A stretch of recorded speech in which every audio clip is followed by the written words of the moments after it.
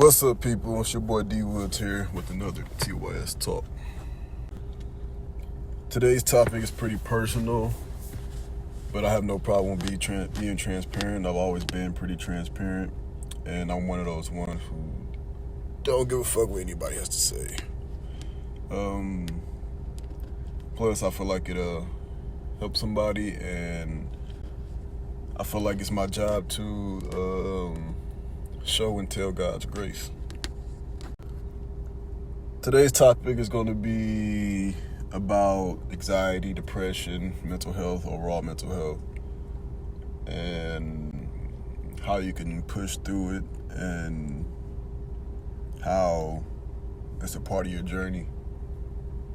So I want to share my crisis that I had not too long ago and share my perspective, and hopefully it'll enhance yours or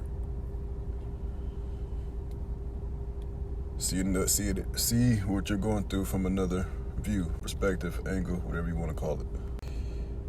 So about my crisis, about April, I checked myself into the hospital because I was going through a host of things, a lot of things that I'm not going to get into detail about, but just know it was a host of things hitting me all at once, and I broke. I indeed broke. I'll give you an example.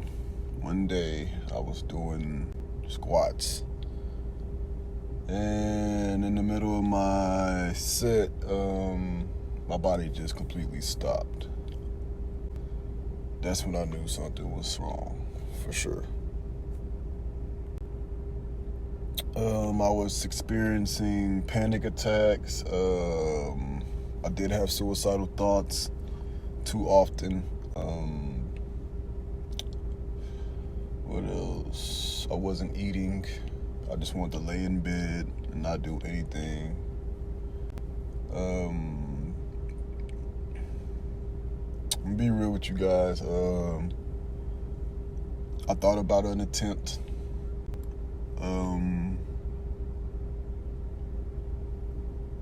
And I was just having bad thoughts in my head. I couldn't concentrate. I couldn't do anything that I've normally done. I had stopped modeling. I had stopped playing basketball. Stopped working out. Stopped doing everything I love to do. I wasn't interested in nothing or nobody. Anybody that knows me knows I'm that positive guy. Especially with my brand, Trust Your Struggles.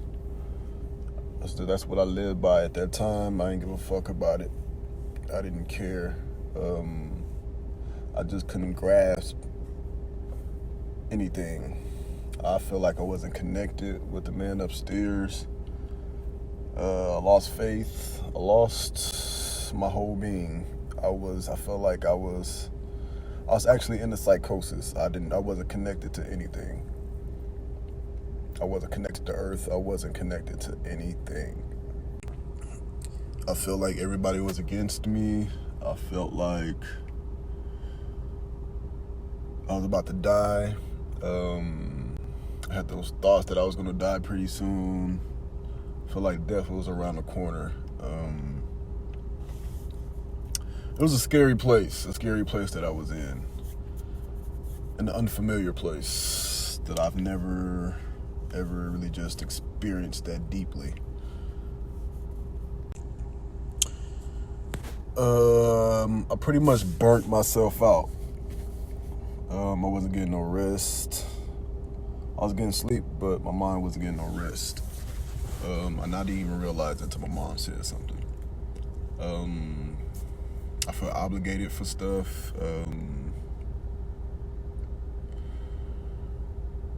Pretty much, I was dead. I was dying. But anyway, yeah, I checked myself in. I was there for a week.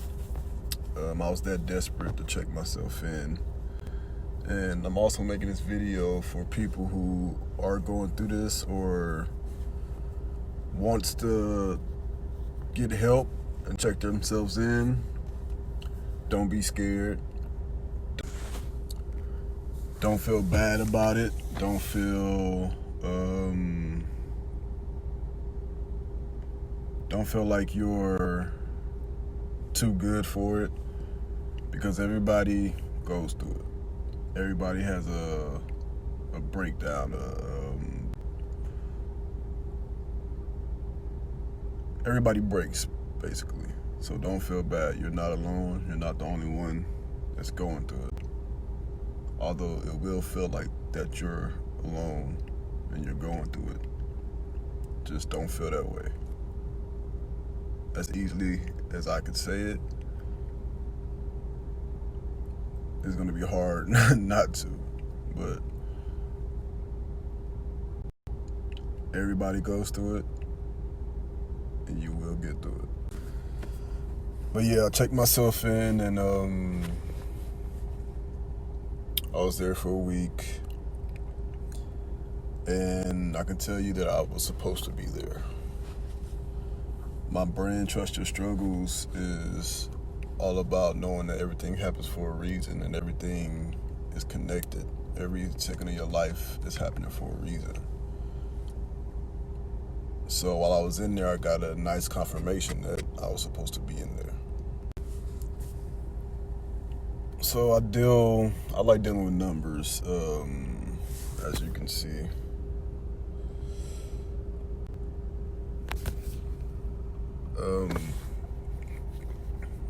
So I like dealing with numbers. So the 1111 is basically 22. And it's a whole nother subject we can get on.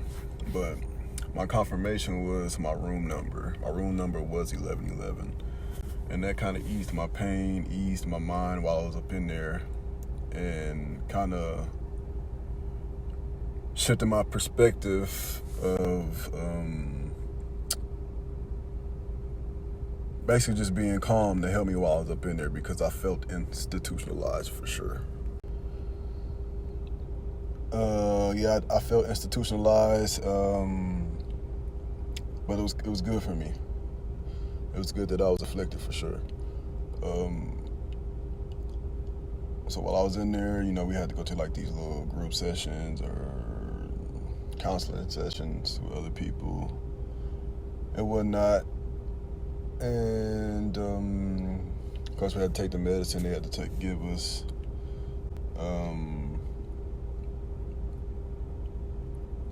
And it was a pretty interesting little trip. So before I get into all that, before I checked myself in, I was, like I said, I was having panic attacks. I had one too many. I didn't know what was going on. But before all that, I prayed to God and I asked Him to revive me. And sometimes God will revive you in an unfamiliar way, in a way that you wouldn't expect Him to revive you. Just like me being in the hospital, I'm like, yo, what is going on? Why am I here? How are you going to revive me through this in my mind? And I'm going to tell you how. So I've always pretty much been about the mind, and I've always wanted to help people mentally and physically. So I asked God for it. And that's why you got to be careful for what you ask God for, because He'll put you through it just so you can help people get through it, just as He's doing now. So I pretty much asked for it. That's a perspective you got to have. So that's how I knew that it was a part of my journey. It was a part of my trip of life.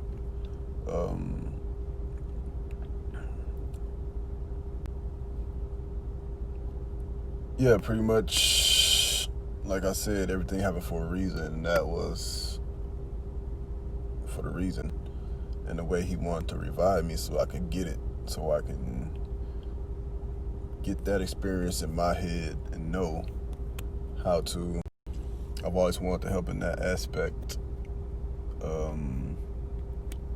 So if you're going through a similar situation right now, you just have to have that perspective of knowing that everything happens for a reason, and it's a part of your journey, what you ask for, or something even better.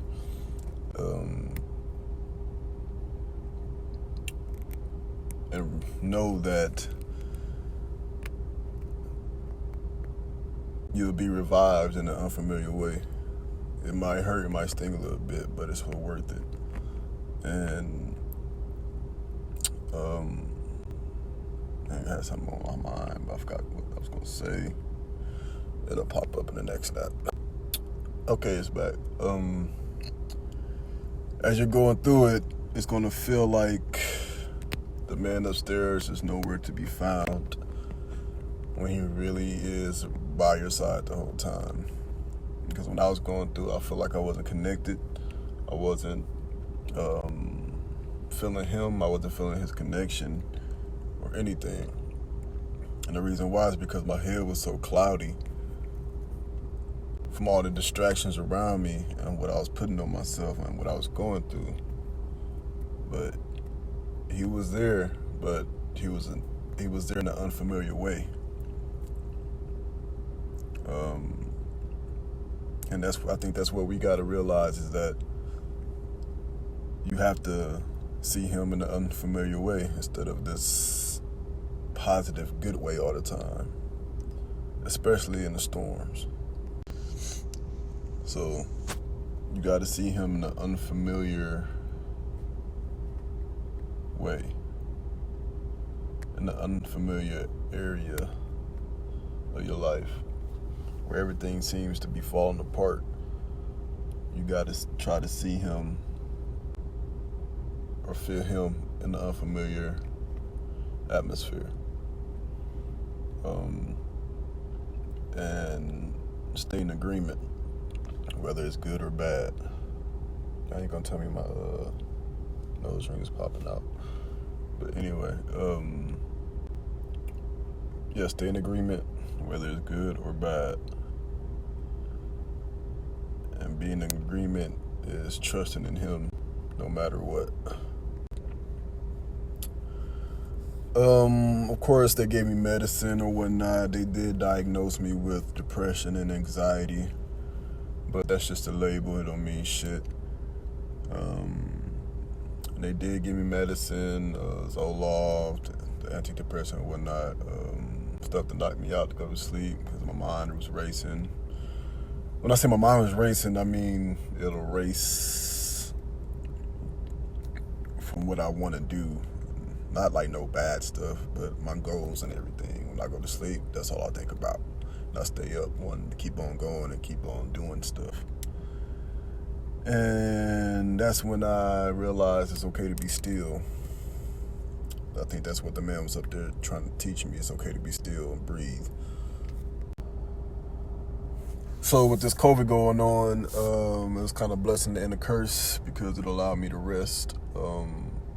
It allowed me to breathe. It allowed me to heal myself and revive myself.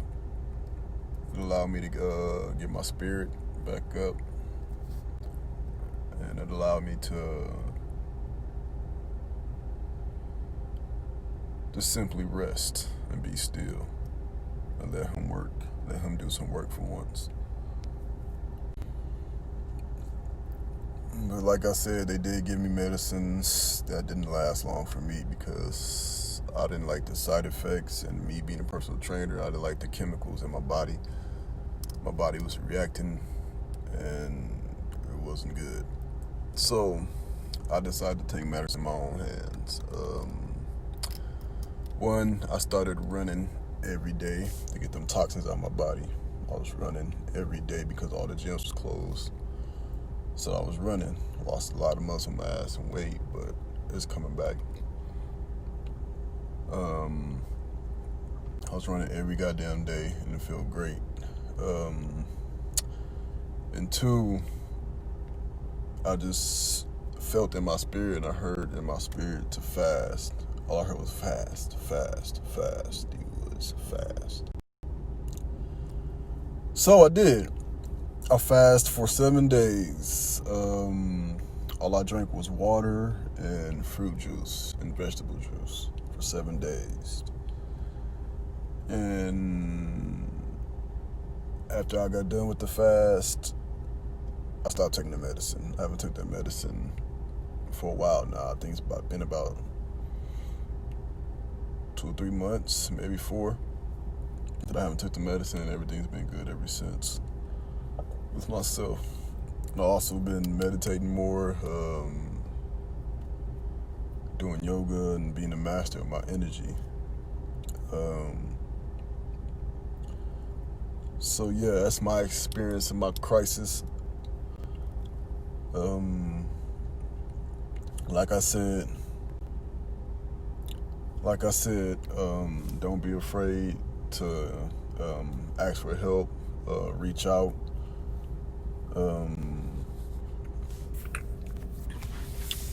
Don't be afraid to ask for help. Don't be afraid to go get help, especially in the Black community. So, only thing that I don't like about going to get help is that they want to put you on medicine just like that. They don't want to think of other ways to help you. They just want to put chemicals in your body, and it could be for other reasons. I don't know. It's just that's my perspective on it. I don't fuck with medicine. I never have. But like I said, if you feel that you need help, go get help. It's for you. It's for your temple. Nobody else's. Fuck what anybody else got to say about what you doing for yourself.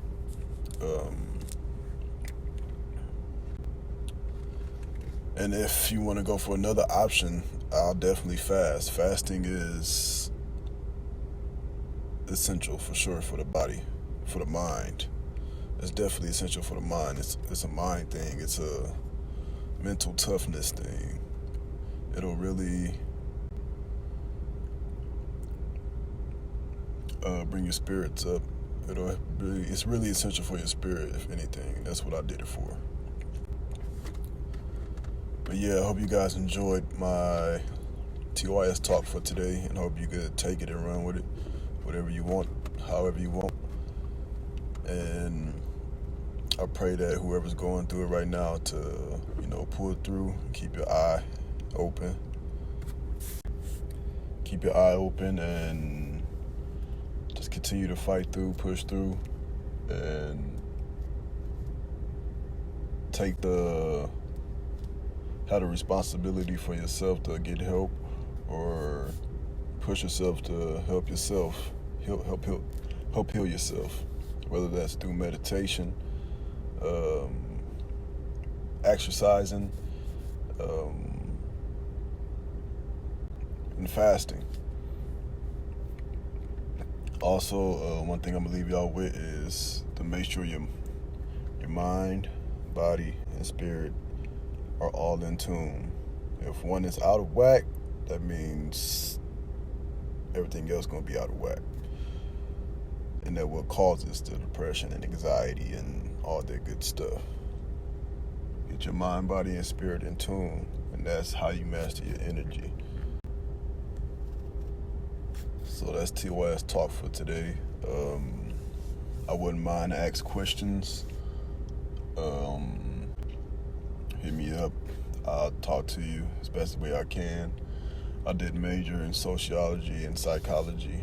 I got a BA in behavioral science, so I got a thing for the mind and body.